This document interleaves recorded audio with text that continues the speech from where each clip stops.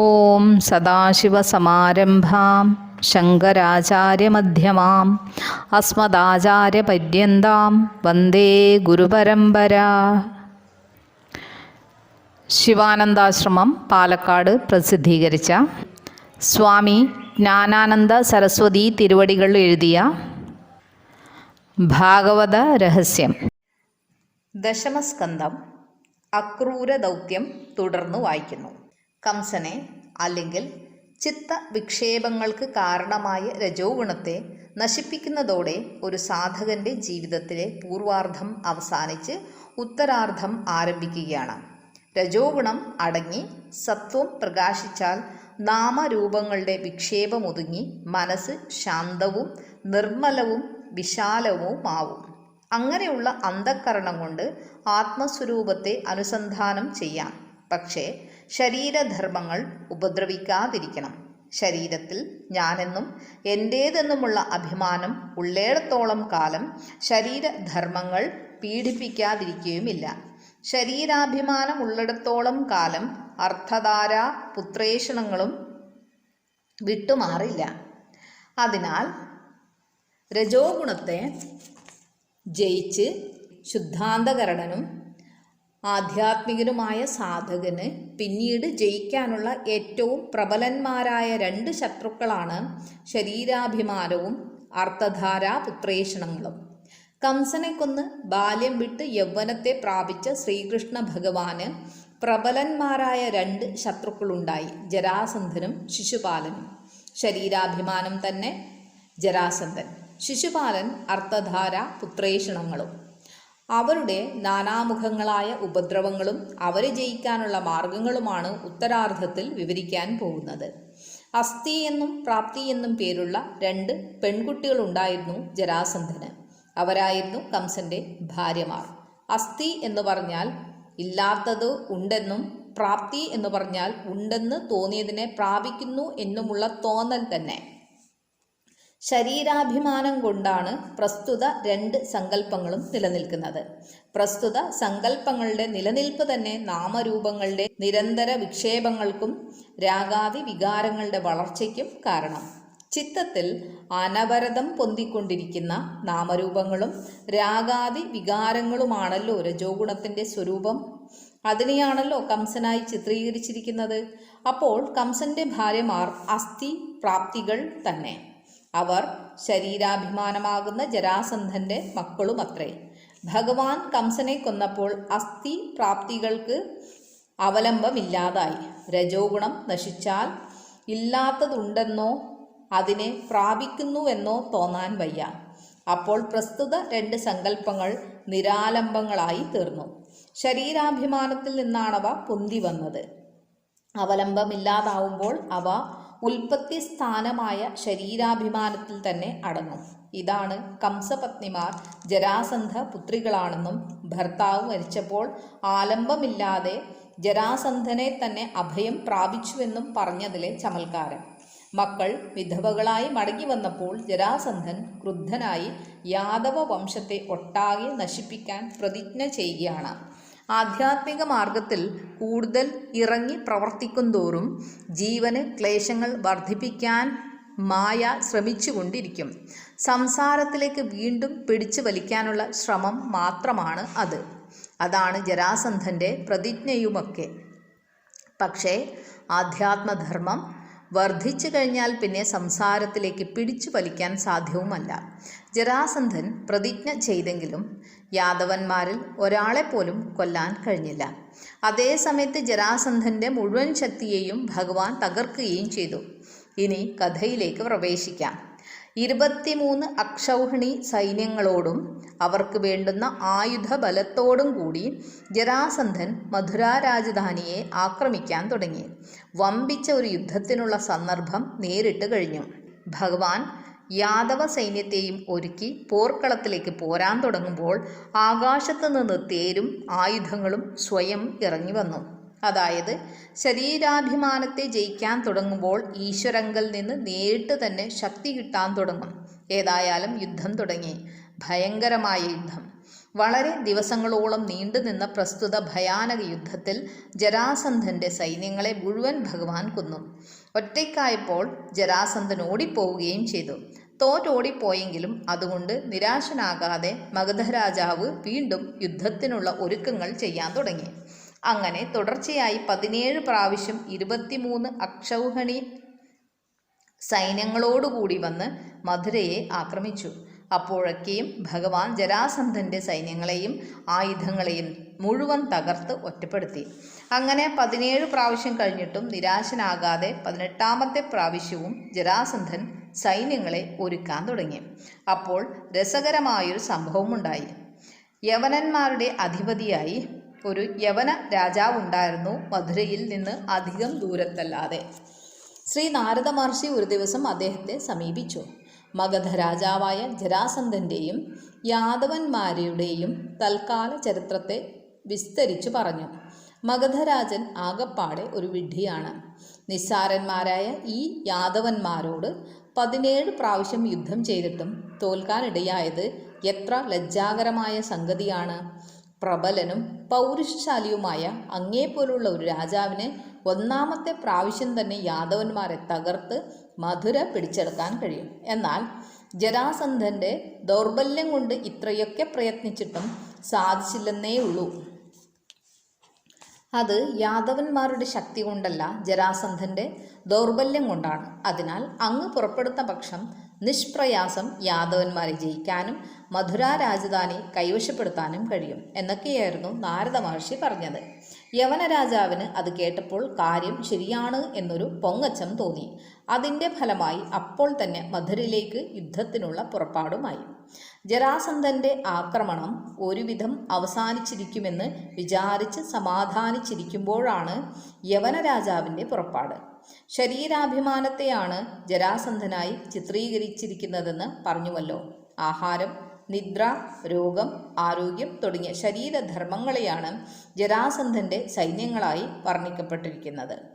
അവയെ എത്ര പ്രാവശ്യം ജയിച്ചാലും പിന്നെയും ശരീരമുള്ളിടത്തോളം കാലം വീണ്ടും പുറപ്പെട്ടുകൊണ്ടിരിക്കും.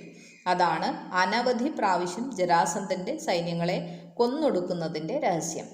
അങ്ങനെ തന്നെ ശരീരത്തിൽ ഒതുങ്ങി നിൽക്കുന്ന ദുരിതത്തിൻ്റെ സമുച്ചയത്തെയാണ് യവന രാജാവായി ചിത്രീകരിച്ചിരിക്കുന്നത്.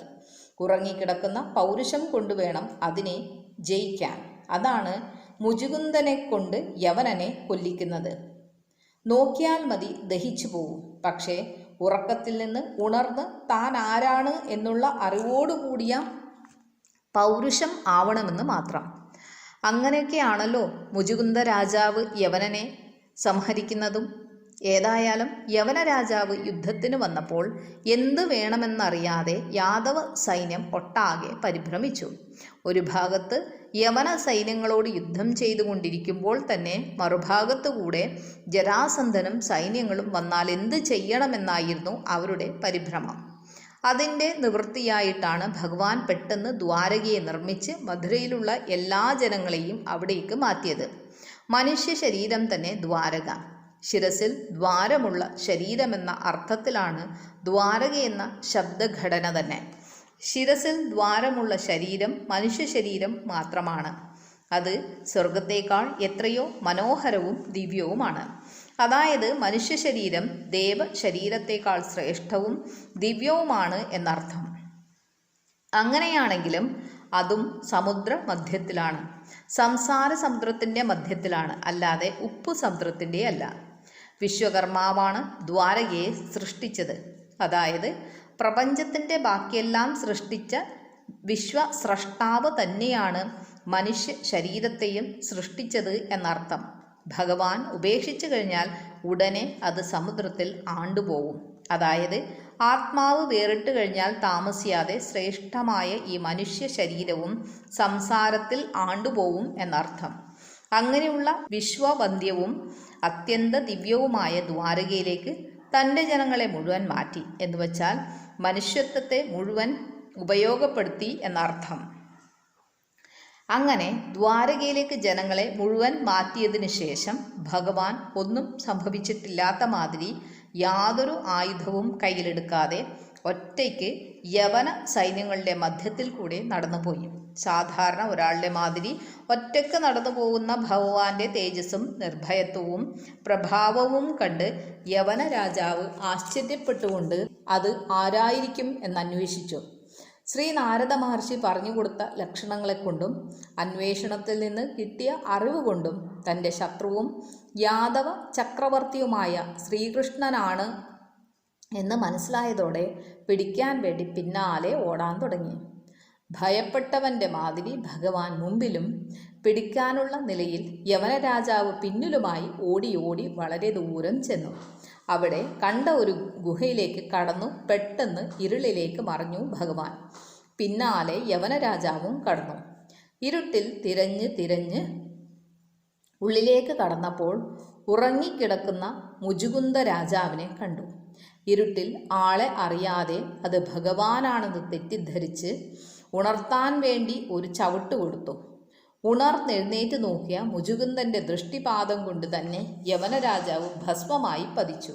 അനന്തരം മുജുകുന്ദ രാജാവിൻ്റെ പുരോഭാഗത്ത് പ്രത്യക്ഷപ്പെട്ട ഭഗവാൻ അദ്ദേഹത്തിന് ദർശനം കൊടുക്കുകയും തേജസ് കൊണ്ടും പ്രഭാവം കൊണ്ടും അസാധാരണ പുരുഷനായ ഭഗവാനെ മുജുകുന്ദ രാജാവ് ആശ്ചര്യത്തോടും ഉത്കണ്ഠയോടും കൂടി അവിടുന്ന് ആരാണ് എന്നന്വേഷിച്ചു. ഭഗവാൻ തന്നെ അവിടുത്തെ ചരിത്രത്തെ വെളിപ്പെടുത്തി കൊടുത്തു. അപ്പോൾ ഉത്ബുദ്ധനായ മുജുകുന്ദൻ വർദ്ധിച്ച ഭക്തിഭാവത്താൽ ആവിഷ്ടനായി പ്രദക്ഷിണം ചെയ്ത് നമസ്കരിച്ചു. ഭഗവാനെ വാഴ്ത്തി സ്തുതിക്കാൻ തുടങ്ങി. മുജുകുന്ദ സ്തുതി.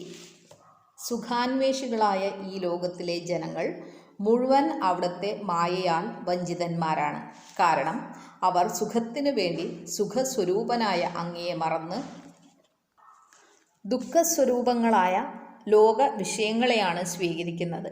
എത്രയോ ദുർലഭമായ ഈ മനുഷ്യജന്മം കിട്ടിയിട്ടും അവിടുത്തെ പാദസേവ ചെയ്ത് ദുഃഖനിവൃത്തി വരുത്താതെ ദുഃഖങ്ങളെ തന്നെ വളർത്തുന്നു. അഹോ കഷ്ടം! മായാശക്തിയുടെ വൈഭവം അതിശയം തന്നെ. എനിക്കും ഇത്രകാലത്തെ ആയുസ് കേവലം നിഷ്ഫലമായി പോയല്ലോ എന്ന് ഞാൻ പരിതപിക്കുന്നു. രാജകീയ പ്രൗഢിയിലും ലോകാനുഭവങ്ങളിലും ശരീരധർമ്മങ്ങളിലും ഭ്രമിച്ച് അത്യന്ത ദുർലഭവും പരമദിവ്യവുമായ ഈ മനുഷ്യായുസിൻ്റെ സിംഹഭാഗവും ഞാൻ വെറുതെ നശിപ്പിച്ചു. കഷ്ടം! എൻ്റെ മൂഢത എത്ര വലുതാണ്! കേവലം ദുർഗന്ധപൂരിതമായ മലപിണ്ഡമാകുന്ന ഈ ശരീരത്തെ ഞാനെന്നും എൻ്റേതെന്നും തെറ്റിദ്ധരിച്ച് ഇതിനെ പട്ടാമ്പരങ്ങളെ കൊണ്ടൊക്കെ കെട്ടിപ്പൊതിഞ്ഞ് ആന, തേര്, കുതിര തുടങ്ങി പരിവാരങ്ങളോടുകൂടി ഞാൻ രാജാവാണെന്നും പറഞ്ഞ് പൊങ്ങച്ചം കാണിച്ചു നടന്ന് എൻ്റെ ആയുഷ്കാലത്തെ നശിപ്പിച്ചതോർക്കുമ്പോൾ പശ്ചാത്താപം കൊണ്ട് ഹൃദയം നീറുന്നു. എന്തൊക്കെയോ തെറ്റിദ്ധാരണകളോടുകൂടി വിഷയലോലുപനുമായി പ്രപഞ്ചത്തിൽ തെണ്ടി തിരിഞ്ഞു നടന്നു. എലിയെ പാമ്പെന്ന പോലെ മൃത്യുവിൻ്റെ വരവിനെ ഓർമ്മിക്കാതെ ആയുസ് കളഞ്ഞു. കഷ്ടം! പണ്ട് ചതുരംഗ സൈന്യങ്ങളോടുകൂടി ആർഭാടത്തോടെ തേരോടിച്ചു ചെന്ന് യുദ്ധത്തിൽ ശത്രുക്കളെ കൊന്ന് അവരുടെ രാജ്യം പിടിച്ചടക്കി. ഞാൻ ചക്രവർത്തിയാണെന്നും പറഞ്ഞ് സിംഹാസനത്തിൽ കയറ്റിവെച്ചിരുന്ന ഇതേ ശരീരം തന്നെ കാലം കൊണ്ട് കൃമികൾക്ക് ആഹാരമായി തീരാനുള്ളതാണ് എന്നറിഞ്ഞില്ല. എല്ലാ രാജാക്കന്മാരെയും കീഴൊതുക്കി സർവതന്ത്ര സ്വതന്ത്രനായ ഒരു ചക്രവർത്തി പോലും ഇന്ദ്രിയങ്ങൾക്കും വിഷയങ്ങൾക്കും അടിമയാണ് എന്ന് വന്നാൽ പിന്നെ എന്തൊരു പദവിയാണ് ഈ ലോകത്തിൽ സുഖത്തെ തരുന്നതായിട്ടുള്ളത്? വെറും വ്യാമോഹം. ഇങ്ങനെയൊക്കെയാണെങ്കിലും ഈ വക തെറ്റിദ്ധാരണകളിൽ നിന്നും വ്യാമോഹങ്ങളിൽ നിന്നും ഒരാൾക്ക് നിവർത്തിക്കാറാവണമെങ്കിൽ അവിടുത്തെ പാദഭക്തന്മാരായ സജ്ജനങ്ങളുടെ ചേർച്ച ഉണ്ടാവുക തന്നെ വേണം. സജ്ജനങ്ങളുടെ സമ്പർക്കം കൊണ്ട് വിഷയനിവൃത്തിയും അവിടുത്തെ പാദഭക്തിയും ഉണ്ടാവും. ഭാഗ്യം കൊണ്ട് ഇവൻ്റെ രാജൈശ്വര്യത്തെ അവിടുന്ന് തട്ടിത്തെറിപ്പിച്ചു എന്നുള്ളത് തന്നെ വലിയ അനുഗ്രഹമായി. സുകൃതം ചെയ്യുന്നില്ലെങ്കിലും ദുരിതം ചെയ്യാനുള്ള അവസരം നഷ്ടപ്പെട്ടു. അതുകൊണ്ട് എന്നെങ്കിലും പറയണം. ഇനി ഞാൻ അവിടുത്തെ പാദസേവനമൊഴിച്ച് മറ്റൊന്നിനെയും ആഗ്രഹിക്കുന്നില്ല. ഇല്ലെങ്കിൽ വിവേകമുള്ള ഏതൊരാളാണ് അപവർഗസ്വരൂപനായ അങ്ങയെ വിട്ട് മറ്റൊന്നിനെ ആഗ്രഹിക്കുന്നത്? അതിനാൽ ഇനി അവിടുത്തെ പാദസേവയല്ലാതെ മറ്റൊരനുഭവത്തിനും അവിടുന്ന് ഇവനെ അനുഗ്രഹിക്കരുത്. അങ്ങൊഴിച്ച് ബാക്കിയെല്ലാം ദുഃഖസ്വരൂപമാണെന്ന് ബോധ്യമായി. ഇനിയെങ്കിലും അങ്ങയെ മറക്കാൻ ഇടവരരുത്. ഗുണാതീതനും നിർവികൽപ്പനും അദ്വയനും ജ്ഞാനസ്വരൂപനുമായ അങ്ങയെ തന്നെ ഞാൻ സർവാത്മന ഭരിക്കുന്നു. വളരെ കാലമായി പലതരത്തിലുള്ള ദുരിതഫലങ്ങളെ അനുഭവിച്ചും തപിച്ചും ഇന്ദ്രിയങ്ങളും മനസ്സുമാകുന്ന 6 ശത്രുക്കളുടെ പിടിയിൽപ്പെട്ട് പിടഞ്ഞും കഴിഞ്ഞുകൂടിയ ഇവന് ഇപ്പോഴെങ്കിലും ഭാഗ്യം കൊണ്ട് അഭയസ്ഥാനവും അമൃതാത്മകവുമായ അവിടുത്തെ പാദപത്മത്തെ കാണാൻ കഴിഞ്ഞല്ലോ. ഇനിയെങ്കിലും ഇത് മറക്കാൻ ഇടവരാതിരുന്നാൽ മതി എന്നിങ്ങനെ സ്തുതിച്ച് നമസ്കരിച്ച മുചുകുന്ദ മഹാരാജാവിനെ ഭഗവാൻ വാത്സല്യത്തോടെ വാരിയെടുത്ത് 2 തൃക്കൈകളെയും ശിരസിൽ വെച്ച് അനുഗ്രഹിച്ചു. അനന്തരം അദ്ദേഹത്തെ തപസ്സിനായി ബദരികാശ്രമത്തിലേക്ക് പറഞ്ഞയച്ചു. ഭഗവാൻ ഗുഹയിൽ നിന്ന് പുറത്തു കടന്നു നേരെ മധുരയിലേക്ക് തന്നെ തിരിച്ചു. പോർക്കളത്തിൽ വന്നു യവന സൈന്യങ്ങളെ മുഴുവൻ യുദ്ധം ചെയ്ത് കൊന്ന് അവരുടെ ആയുധങ്ങളെയും ദ്രവ്യങ്ങളെയും ഒക്കെ എടുപ്പിച്ച് ദ്വാരകയിലേക്ക് പുറപ്പെട്ടു. അപ്പോഴാണ് ജരാസന്ധ രാജാവിൻ്റെ 18ാമത്തെ പ്രാവശ്യത്തെ യുദ്ധത്തിനുള്ള പുറപ്പാട്. ജരാസന്ധനെ കണ്ടപ്പോൾ ഭഗവാൻ ബലരാമനോടുകൂടി ഒരു തികഞ്ഞ ഭീരുവിൻ്റെ ഭാവം അഭിനയിച്ചുകൊണ്ട് ദ്രവ്യങ്ങളൊക്കെ വഴിയിൽ തന്നെ വിട്ട് ഓടാൻ തുടങ്ങി. പിന്നാലെ മഗധരാജാവും ഓടാൻ തുടങ്ങി. അങ്ങനെ ഓടി ഓടി ഭഗവാൻ ഒരു പർവ്വതത്തിൻ്റെ മുകളിലേക്ക് കയറി എവിടെയോ മറഞ്ഞു. ജരാസന്ധൻ വളരെയൊക്കെ തിരഞ്ഞു നോക്കിയിട്ടും കണ്ടില്ല. എന്തുപറ്റി എന്നറിയാതെ വിഷമിച്ചു. തൻ്റെ മുന്നിൽ തന്നെ ഉണ്ടായിരുന്ന കൃഷ്ണനെ കാണാൻ കഴിയാതെ വന്നത് ജരാസന്ധന് ലജ്ജാവഹമായി തീർന്നു. ഏതായാലും ഈ മലയൊട്ടാകെ തീ കൊടുപ്പാൻ തീർച്ചപ്പെടുത്തി. അഗ്നി ജ്വലിപ്പിച്ചു. കാടും മരങ്ങളുമൊക്കെ കത്തി വെണ്ണീറാവാൻ തുടങ്ങി. ഒന്നുകിൽ കൃഷ്ണൻ അഗ്നിജ്വാല സഹിക്കാൻ കഴിയാതെ പുറത്തു വരും, അല്ലെങ്കിൽ കാട്ടുതീയിൽപ്പെട്ട് ദഹിക്കും. ഇതായിരുന്നു ജരാസന്ധൻ്റെ ആലോചന. വളരെ നേരം കാത്തു നിന്നിട്ടും ഭഗവാനെയും ബലരാമനെയും പുറത്തു വന്ന് കാണാതിരുന്നപ്പോൾ കാട്ടുതീയിൽപ്പെട്ട് ദഹിച്ചു പോയെന്നൊരു കിംവദന്തിയും പരത്തി ജരാസന്ധൻ തൻ്റെ സൈന്യങ്ങളോടുകൂടെ മഗധയിലേക്ക് തന്നെ തിരിച്ചു പോവുകയും ചെയ്തു. ഭഗവാനാകട്ടെ ബലരാമനോടുകൂടെ പ്രവർഷണമെന്ന് പേരുള്ള ഒരു പർവ്വതത്തിൽ നിന്ന് ജരാസന്ധൻ കാണാതെ യോഗശക്തി കൊണ്ട് ചാടി ദ്വാരകയിലെത്തി. ആ അവസരത്തിലാണ് ആനർത്ത രാജ്യങ്ങൾക്കധിപതിയായ രേവത രാജാവ് തൻ്റെ പുത്രിയായ രേവതീദേവിയെ ബ്രഹ്മാവിൻ്റെ നിർദ്ദേശപ്രകാരം ബലരാമന് വിവാഹം കഴിച്ചു കൊടുത്തത്. വിദർഭ രാജ്യാധിപതിയായ ഭീഷ്മക രാജാവിൻ്റെ പുത്രിയായ രുക്മിണീദേവിയെ ഭഗവാനും സ്വയംവരത്തിൽ തന്നോട് എതിർത്ത ശത്രുക്കളെ യുദ്ധം ചെയ്ത് തോൽപ്പിച്ചു ബലാത്കാരേണ പിടിച്ചുകൊണ്ടുവന്നു ശുഭമായ മുഹൂർത്തത്തിൽ ദ്വാരകയിൽ വെച്ച് വിവാഹം കഴിച്ചു.